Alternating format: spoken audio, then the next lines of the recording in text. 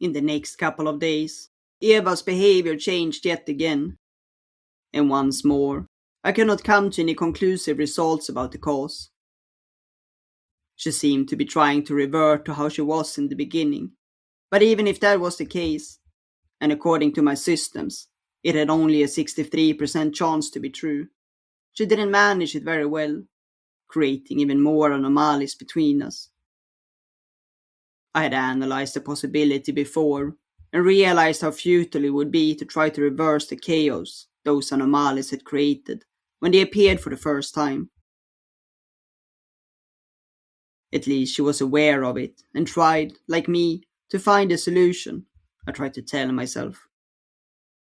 But with only a 63% chance, I didn't dare to believe that that was the case, and her sudden change of behavior could have a totally different reason. After a long discussion yesterday evening, she convinced me to let her paint my toenails. Of course, her argument, that because I wouldn't see it for most of the time, I didn't need to remove it if I didn't like it, was totally valid and changed the equation. But it also stirred all those strange feelings in me when she sat down on the floor and put my feet on her lap, telling me to be still as she painted my toes. I still felt confused about it. Objectively, I didn't care whether my nails were painted or not, and found it completely neutral. But the fact that Eva did it somehow changed the equation, even if I couldn't understand why.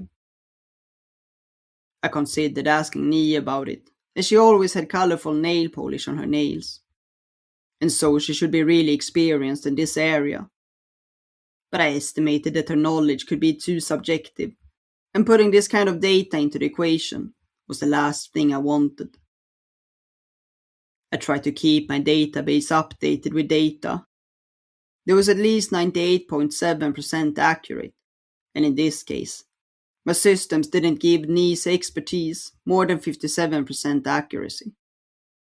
So no, I told myself, I would need to find the answer myself. I kept working on the power supply, upgrading the scanner software, and monitoring the results on my holoscreen, long into the lunch break, when Raoul came to the command center looking for me. He stood in the doorway and asked, "How's it going?" "I managed to improve it by 1.43%, I sighed. "That's great," he smiled. "You should take a break." "No," I shook my head. "We will still lose 103 minutes in this configuration." He came inside and looked at the screen.